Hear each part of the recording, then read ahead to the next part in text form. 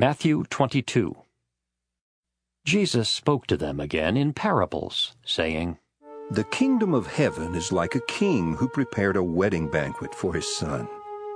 He sent his servants to those who had been invited to the banquet to tell them to come, but they refused to come. Then he sent some more servants and said, Tell those who have been invited that I have prepared my dinner. My oxen and fattened cattle have been butchered and everything is ready. Come to the wedding banquet. But they paid no attention and went off, one to his field, another to his business. The rest seized his servants, mistreated them, and killed them. The king was enraged. He sent his army and destroyed those murderers and burned their city.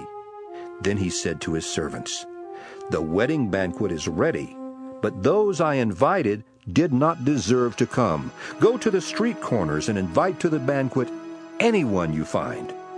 So the servants went out into the streets and gathered all the people they could find, both good and bad, and the wedding hall was filled with guests. But when the king came in to see the guests, he noticed a man there who was not wearing wedding clothes. Friend, he asked, how did you get in here without wedding clothes? The man was speechless. Then the king told the attendants, Tie him hand and foot, and throw him outside into the darkness, where there will be weeping and gnashing of teeth. For many are invited, but few are chosen. Then the Pharisees went out and laid plans to trap him in his words. They sent their disciples to him along with the Herodians. Teacher, they said, we know you are a man of integrity, and that you teach the way of God in accordance with the truth. You aren't swayed by men, because you pay no attention to who they are. Tell us, then, what is your opinion? Is it right to pay taxes to Caesar or not? But Jesus, knowing their evil intent, said, You hypocrites, why are you trying to trap me? Show me the coin used for paying the tax. They brought him a denarius, and he asked them, Whose portrait is this, and whose inscription? Caesar's, they replied. Then he said to them, Give to Caesar what is Caesar's, and to God what is God's. When they heard this, they were amazed. So they left him and went away.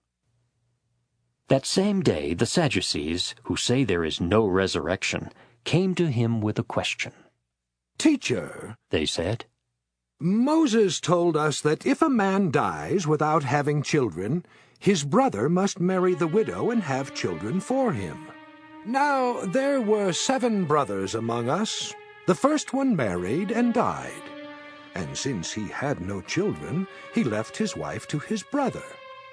The same thing happened to the second and third brother, right on down to the 7th. Finally, the woman died. Now then, at the resurrection, whose wife will she be of the 7, since all of them were married to her? Jesus replied, You are in error because you do not know the Scriptures or the power of God. At the resurrection, people will neither marry nor be given in marriage.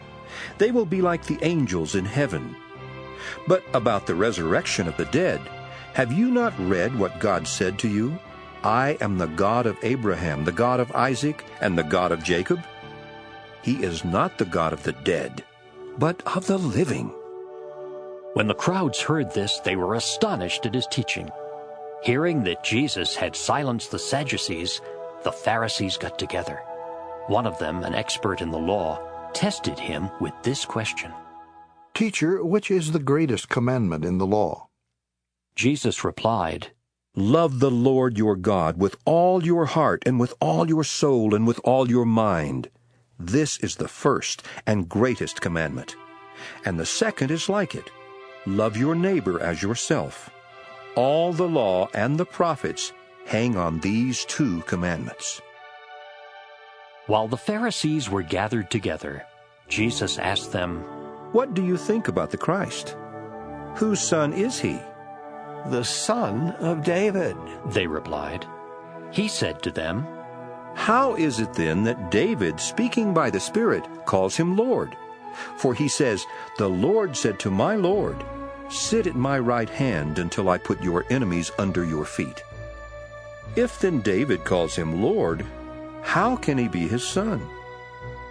No one could say a word in reply, and from that day on no one dared to ask him any more questions.